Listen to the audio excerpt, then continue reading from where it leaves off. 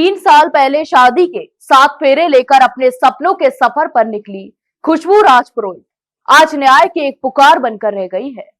32 वर्षीय खुशबू की 24 अक्टूबर को मथुरा दास माथुर अस्पताल में संदिग्ध हालत में मौत हो गई। मौत से पहले वह 4 दिन तक वेंटिलेटर पर जिंदगी और मौत से जूझती रही, लेकिन अब उसकी मौत सिर्फ एक परिवार का दर्द नहीं, बल्कि पुलिस कार्रवाई और सामाजिक सोच पर गहरा सवाल बन गई है। दरअसल पाली जिले के धर्मदारी गांव निवासी खुशबू की शादी मई 2022 में पिलोवानी गांव के रहने वाले हर्षित सिंह राजपुरोहित से हुई थी। हर्षित जयपुर में सोलर बिजनेस करता है, जबकि परिवार जोधपुर में रहता है। खुशबू ने एमए और बीएसटीसी तक पढ़ाई की थी और उसका सपना था टीचर बनना, ताकि पति का हाथ बटा सकूं। लेकिन शादी के कुछ ही महीनों में उसका संसार बिखरने लगा। खुशबू के भाई इंद्रजीत राजपुरोहित के अनुसार शादी के कुछ महीनों बाद ससुराल वालों का रवैया बदल गया। सास और जेठानी ने दहेज में कार न मिलने का ताना देना शुरू कर दिया। धीरे धीरे खुशबू पर बाचपन के ताने भी कसे जाने लगे। वो मानसिक रूप से टूटने भी लगी थी। खुशबू पिछले कुछ महीनों से मायके में रह रही थी।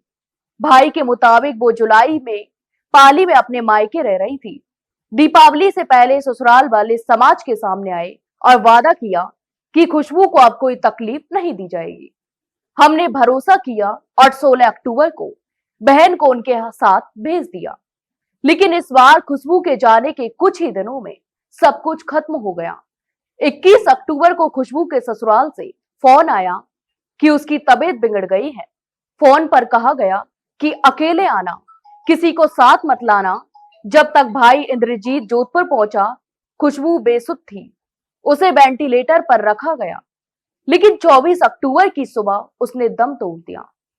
खुशबू के भाई का कहना है कि ससुराल वालों ने जानबूझकर देर से अस्पताल पहुंचाया ताकि खुशबू बयान न दे सके।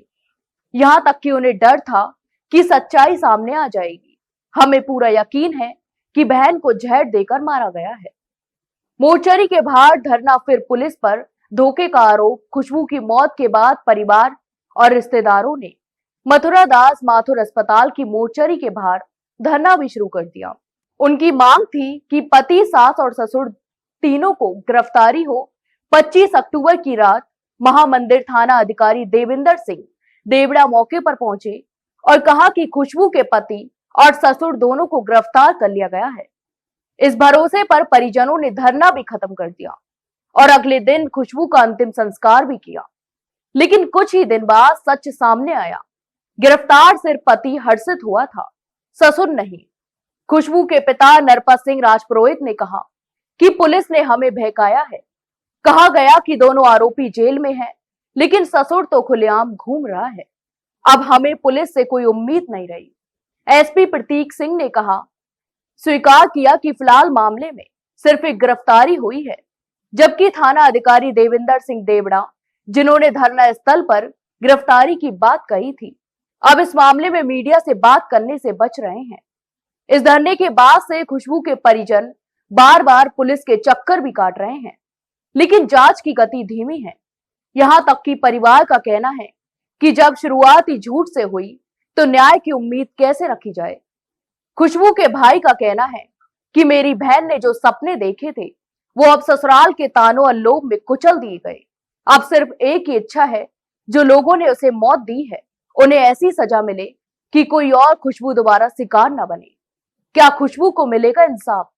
जोधपुर का यह मामला सिर्फ एक घर का दुख नहीं, बल्कि उस सोच की तस्वीर है जो दहेज और बाचपन जैसे सामाजिक कलंकों से आज भी महिलाओं को कुचल रही है।